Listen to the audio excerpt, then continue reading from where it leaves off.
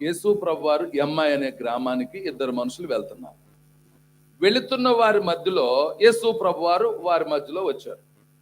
కలిసి యేసు ప్రభువారు వెళుతూ ఉంటే ఆయన వెళుతూ ఉన్నప్పుడు ఆయన వాళ్ళు గుర్తుపట్టలేకపోయారు.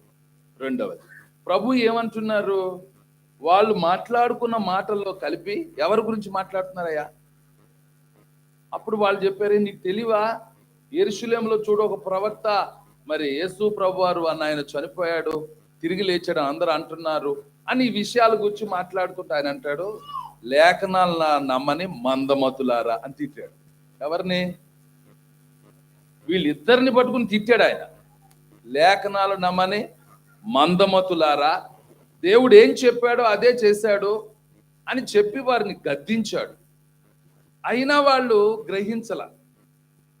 సరే, ఈ లోపు ఊరు వచ్చేసింది. వాళ్ళిద్దరేం ఊళ్ళోకి వెళ్తున్నారు, ఈయనేదో పైన ఏదో పని ఉన్న వాళ్ళలాగా వెళ్ళిపోతున్నాడు. అప్పుడు వాళ్ళిద్దరు ఆగి ఆయనతో చెప్పారు, అయ్యా పొద్దుపోయింది, నువ్వు ఒక్కడవే అంత దూరం వెళ్ళలేవు, కనుక ఈ రాత్రి మాతో నువ్వు ఉండు అని బలవంతము చేసిరనుంది. బలవంతం చేసి ఇంటికి తీసుకెళ్లారు. ఇంటికి తీసుకెళ్ళిన వెంటనే ప్రభు ప్రత్యక్షమైపోయాడా? అవలా. ఆయన కూర్చోబెట్టారు, ఆయనకి భోజనం ఏర్పాటు చేశారు. అప్పుడు అందరితో పాటు ఆ కుటుంబంతో పాటు ఆయన కూడా కూర్చున్నాడు. రొట్టె పట్టుకొని కృతజ్ఞతాస్తుతులు చెల్లించాడు. అంతే. ఆయన చేతులు గుర్తులు చూశారంట. దేవుడు వాళ్ళ కళ్ళు అప్పుడు తెరిచాడు. అప్పుడు వాళ్ళు గుర్తుపట్టారు. గుర్తుపట్టి ఎప్పుడైతే గుర్తుపట్టారు, ఈయన ఏం చేతులు గుర్తులు ఉన్నాయేంటి అనుకుంటున్నారు, అంతర్ధానం అయిపోయాడు.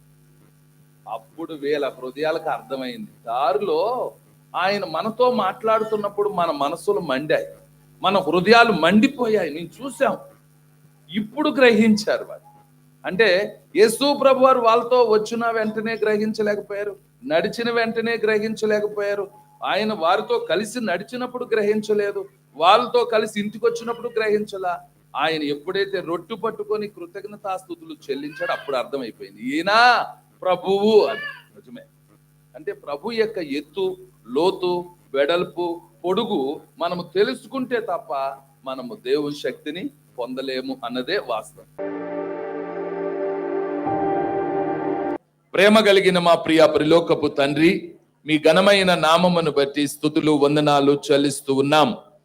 ఈ దిన ప్రార్థనలో ఏకీభించిన మా ప్రియులందరినీ దీవించండి. మేము కడగబడాలి, శుద్ధి చేయబడాలి, పరిశుద్ధపరచబడాలి, మీ రక్తము చేత మార్చబడాలి. కనుక ఇంకేవేవి అడ్డుబండలుగా ఉన్నావో, కడగబడని పాపం ఏదుందో దాన్ని కడుక్కోవాలి, శుద్ధి చేయి నాయన, పరిశుద్ధపరచు నాయన, సాక్షులుగా నిలబెట్టి మహిం పొందమని మీ చేతులకు అప్పగిస్తూ యేసు నామమున అడుగుచున్నాము తండ్రి, ఆమేన్.